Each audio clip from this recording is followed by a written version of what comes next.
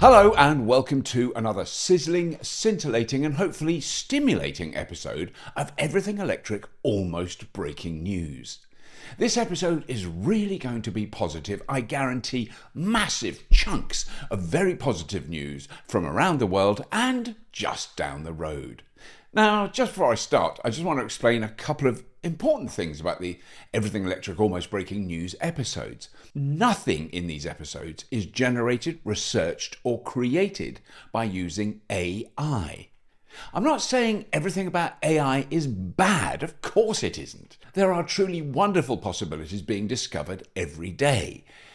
The data centers being built at breakneck speed at the moment are generally a nightmare. The water use is a nightmare. The energy use is insane, and all the gas turbines being installed by lovely, caring billionaires are an absolute nightmare. But apart from that, whatever.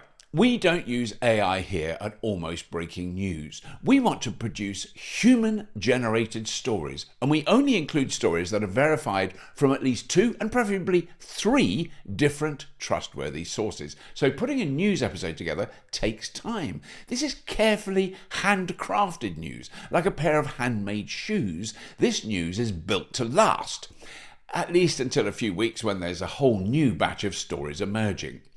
And that's one thing that continues to drive this channel and Everything Electric cars. There is so much happening. Renewable energy systems, new batteries, new grid control systems, electric ground transport, every aspect of this rapidly emerging new technology and the economic changes that go with it is developing at breakneck speed. So, without more ado, let's get on with the show. Our 3 free YouTube channels on EVs and clean energy tech are funded by our fun-packed Test Drive-tastic events in the North, West and Greater London, and our events down under. Next up, Everything Electric North 2026. Plus, check out everythingelectric.store for merch and much more. Okay, first story, and it is incredible global news about electric cars. Now, in the European Union, that thing that the UK is about to rejoin, data has just been released that shows electric vehicles outsold petrol vehicles for the first time ever. Sales of pure 100% battery electric cars, not plug-in petrol hybrids. These sales of BEVs reached 1,880,370 in 2025. That's up 51% year on year from 2024.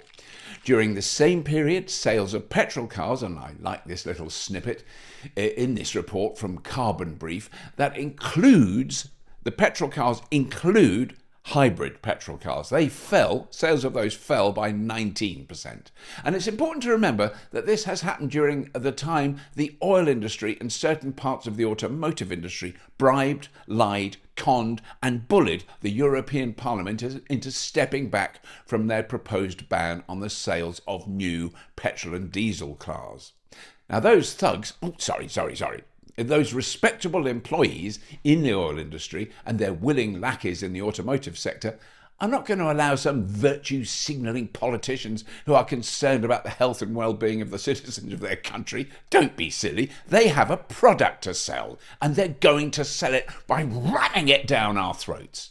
But they are selling less. We passed peak petrol sales in 2017. Since then, each year, slightly less petrol is being sold in the European Union and the UK. Electric vehicles really have finally made a dent in the gargantuan profits of the oil majors. Isn't that nice? Next story. Choo-choo trains.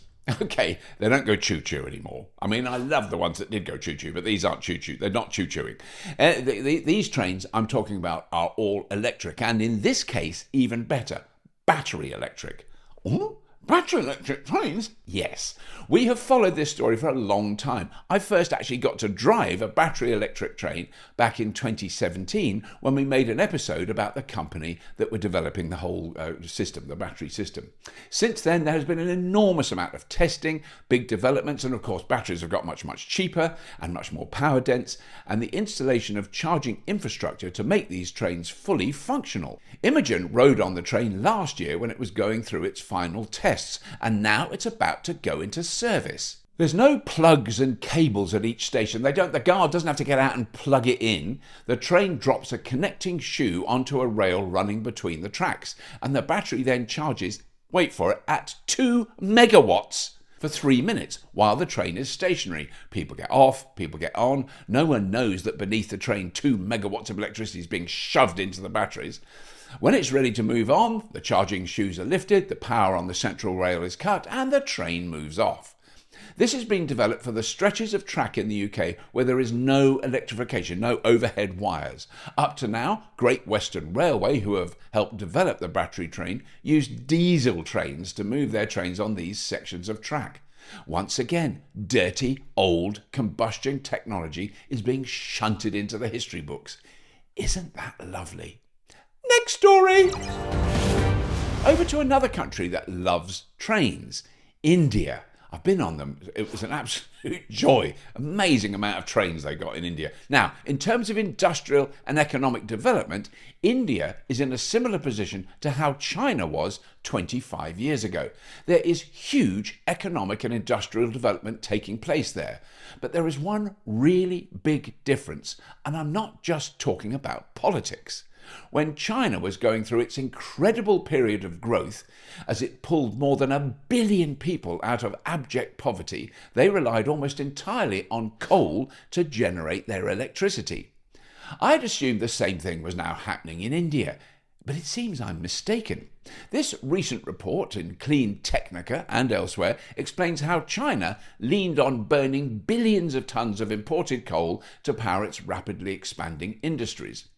India is embracing renewables, and it's on a trajectory to become the world's first electro state. What the what?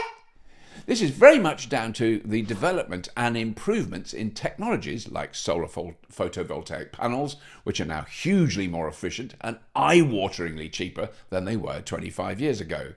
And when I was told 12 years ago that due to the materials we had and the restrictions therefore, the absolute maximum generating capacity a wind turbine could reach was 5 megawatts, which sounded insane. I mean, at the time, the really big ones were like 2.5 megawatts. So their contribution to the grid will always be minimal. Yeah, it's going to be an additional thing. Wind's never going to be major. 5 megawatts, that's as big as they can go. The latest Dongfang Electric Company turbine can produce 26 megawatts, one turbine. These are currently being installed in China, and very soon India will be doing the same.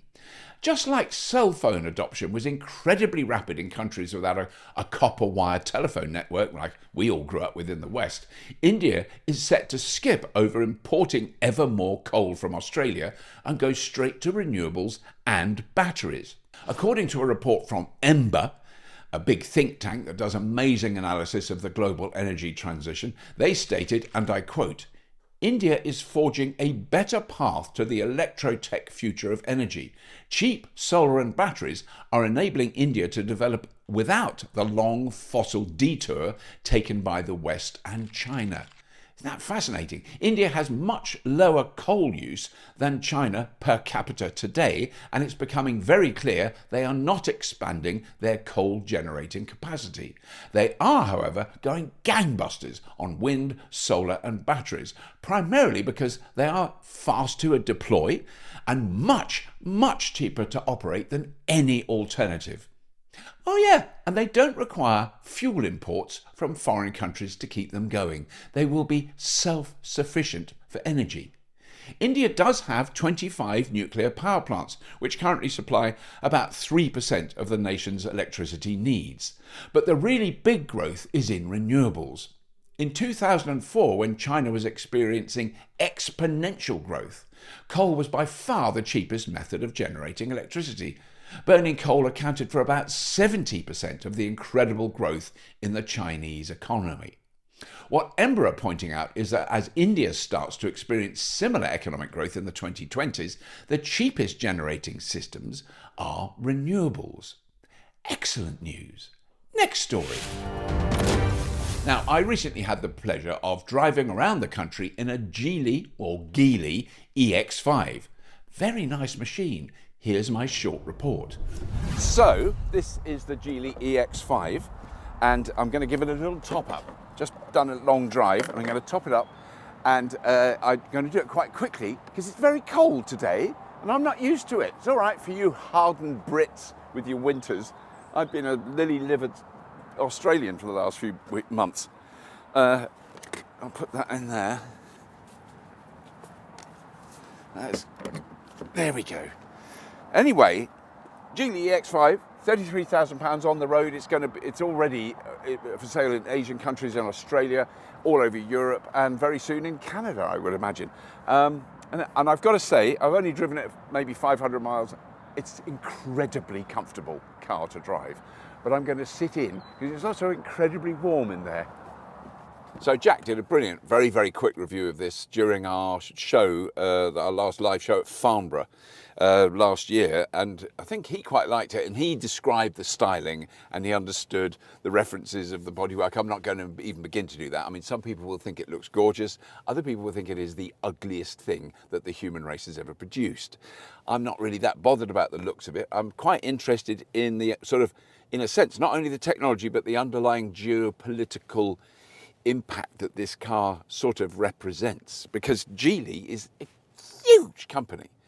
Oh, Geely. I don't even know how you say it. It's either Geely or Geely. I think Jack says Geely, so I always refer to Jack. Whatever he says is perfect.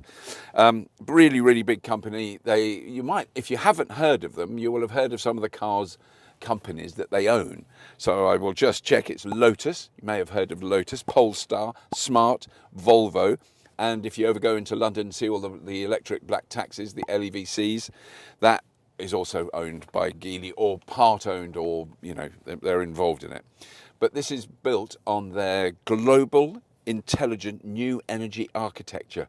Ooh, that's what the platform is underneath this car. And it was launched in China a couple of years ago. It has a single motor, front wheel drive.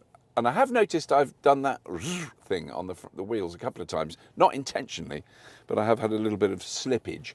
It's about 215 brake horsepower, so not like stunningly fast or anything like that. It's got a 60.2 kilowatt hour usable battery pack, which is lithium iron phosphate, 100 kilowatts maximum charge, which I haven't seen yet because this charger is not giving me that much. LFP, we've mentioned these batteries before, and they are really shifting things in the electric vehicle and domestic and industrial electric storage arena, because they are cheaper, they last longer, they are less energy dense than the best lithium ion, but they don't catch fire, they don't contain any cobalt, they don't contain any nickel, they contain really simple basic ingredients. Iron, as in IRON, like metal that goes rusty, and phosphate and lithium, and they are, you know, becoming very, very popular. There's certain Teslas have LFP, BYD have them, MG, Ford, Volvo, among many others that are now using LFP batteries. But it's really the cost, I think, is what's really interesting. And I mean, the other thing, there's two things. It's the cost, and all the LFP batteries are made in China. That's kind of an important thing. So even, it doesn't matter what the make of the car is, the batteries are made in China. So I just want to do my little battery update data check here. And if you've seen me do it before, just bear with me.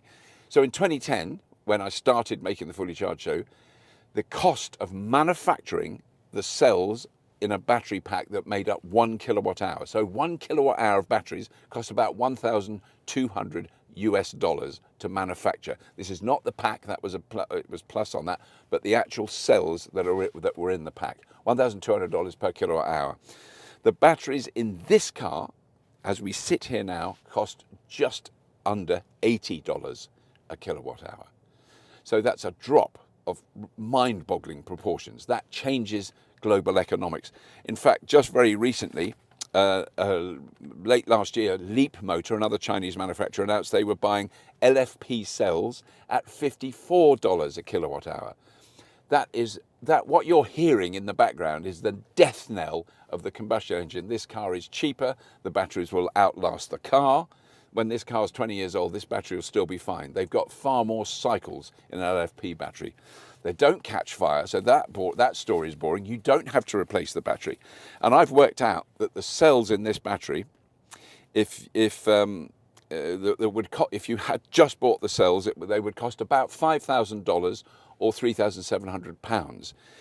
When back in 2010, this battery would have cost £72,000 or $98,000. So it was insane. You couldn't have a battery this big. It would cost so much. That's why electric cars were expensive and why they're getting cheaper and cheaper. Just thought I'd mention that. So I just had my little battery rant, but I think it explains something about why these cars have such they're going to have such an impact in Europe in particular, because the manufacturers in Europe are racing to catch up, and in some cases doing really well. I keep thinking about the Renault 5, amazing little car. This is quite a big, chunky SUV. The energy consumption is probably higher than I would be comfortable with if I owned it. But I've got to say, in terms of its driving experience and the simplicity of operating it, and I'm getting used to the controls on the screen, it's kind of hard not to love. Anyway, back to the really warm studio. Next story. Now, I'm not going to sully this positive news episode with his name. You will all know who this old fool is. A few years back, a handful of offshore wind farm companies secured the rights to build some proper large-scale developments off the eastern seaboard of the United States of America. Then, Epstein's best friend, who hates windmills, managed to issue a tragic stop work order that affected the development of what was already taking place. These weren't planned wind farms that might get built sometime in the future. They were halfway through construction, for pity's sake. Of course, the whole world went, "Ooh, no, that's awful, we're all doomed," and for a moment forgot about Epstein and all the reports of certain people's involvement with Epstein over many, many years. 38,000 references in the Epstein files, just a thing to say. Anyway, but what has happened is, since the man baby threw a spanner in the works, the American judicial system has pulled that spanner out of the works and ruled that the wind turbines can be installed. The old orange man had stopped 5 separate offshore wind projects, and now a federal court has ruled that all 5 of them can go ahead. Eventually, these big wind farms will be generating electricity without the need to burn billions of dollars worth of the fuel that Very Long Time Man and his supporters and backers, and Epstein of course, all have always liked to sell. And these aren't little diddly wind farms. They feature hundreds of massive turbines across 5 sites. The 2.6 gigawatt coastal Virginia offshore wind, the 800 megawatt Vineyard Wind 1, the 700 megawatt Revolution Wind, and the 2 gigawatt Empire wind farms. So just a glimmer of hope there from the land run by old fossils. Next story. Very quick one. In Norway, in January this year, only 7 new petrol cars were sold in the whole country. 7. Over 2,000 new electric cars were sold in the same month. Yes, I know Norway sells shiploads of oil and gas, and yes, they've just awarded 57 new drilling permits for offshore oil and gas extraction in the North Sea, and their sovereign wealth fund is now worth over $2 trillion. But they have really have shifted to electric ground transport on a national scale. So that is a wonderful beacon of what can be done, especially if you run off renewable energy and sell gazillions of barrels of oil to other people. Isn't that lovely? Next story. From one petrostate to another, this time Abu Dhabi and the amazing Masdar project. Now, when I visited there many years ago, they already had a huge solar farm just outside the city, but that is dwarfed by what they are building at the moment. In Abu Dhabi, they are combining a 5.2 gigawatt solar voltaic facility. I'm just going to repeat that, a 5.2 gigawatt solar farm. That is huge. That is probably about 6 million solar panels. I can't even work it out. It's just mind-bogglingly huge. And they are combining that with a 19 gigawatt hour battery. An energy storage system of that scale, I've never heard of anything that big. Once completed, this system will supply 1 gigawatt of stable 24/7 renewable power always. Doesn't matter whether the sun is shining, it always shines, so it's pretty hot. No intermittency. No, what happens when the sun doesn't shine? It's on all the time. Shut up. We've moved on. This is 24/7 solar power, clean, cheap, zero fuel costs, installed in a country that is very happy to sell its oil and gas to us, but who don't want to burn it themselves. Isn't that lovely? Next story.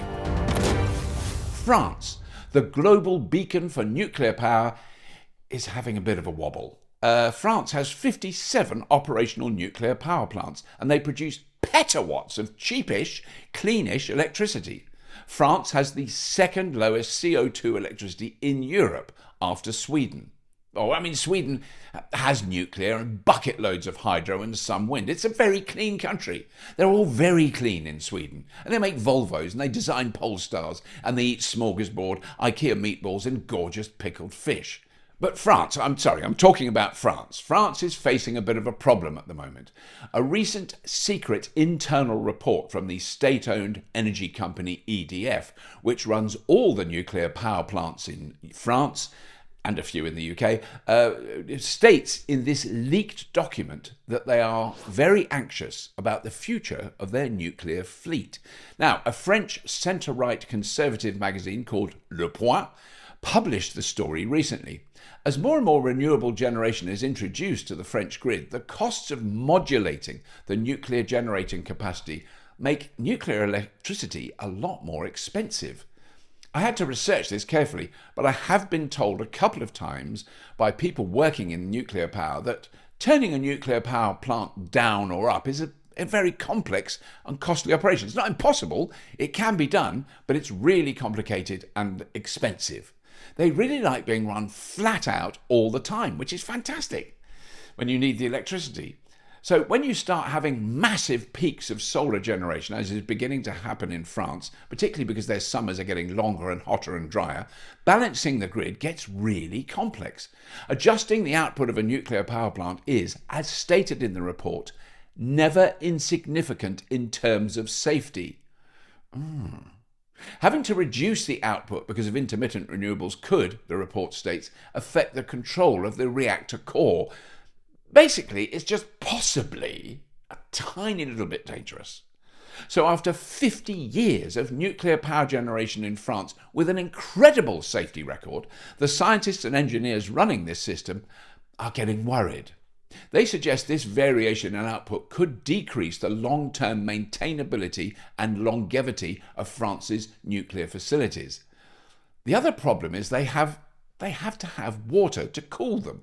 All 57 nuclear power plants are built either on the coasts or on large inland rivers. Due to massive increases of summer heat and very, very low rainfall for many years, I can't imagine why that's happening. For all the inland power plants, the temperature of the water in the rivers is too high. And due to lack of rainfall, the levels of that water are too low to safely run some of the power plants which rely on that water.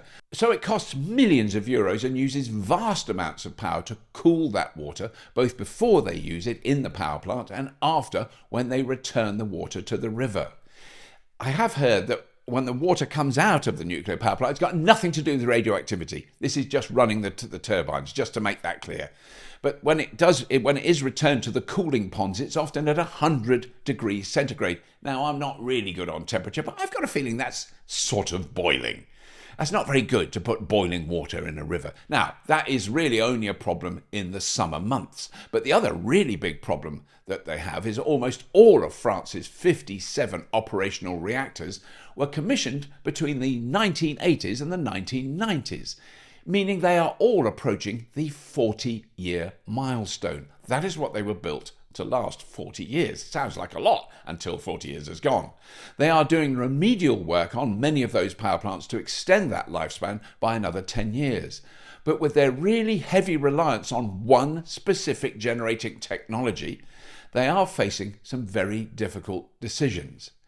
Equally importantly, they will have to remove and safely dispose of all those power plants that have been churning out cleanish, cheapest electricity for the past 50 to 60 years. With the resurgence of interest and enthusiasm for nuclear power and all the advantages this will surely bring, I always want to remind ourselves of the long-term picture, the legacy we are leaving our children and grandchildren. Just as we are dealing with the mess our parents left us, we are potentially leaving our future descendants a very big, very long-term burden. The emergence of cheap and safe and easy to maintain and easy to recycle materials from solar and batteries and wind turbines in developing countries like India, China and numerous Asian countries, they are seeing that the expense and downsides of nuclear power generation are losing some of their gloss. It's fascinating to follow these shifts, debates and developments. One thing is 100% guaranteed cast iron turning point. None of the solutions anyone is discussing require the extraction, transportation, refining and burning of filthy, toxic, dated, finite fossil fuel. For that, we should all be grateful. That's it. Please do subscribe. Please do tell your friends about these episodes. And as always, if you have been, thank you for watching. Now visit electricvehicles.expert, where you can follow everything electric and keep current with Clean Technica, The Driven, Electrek, and many more.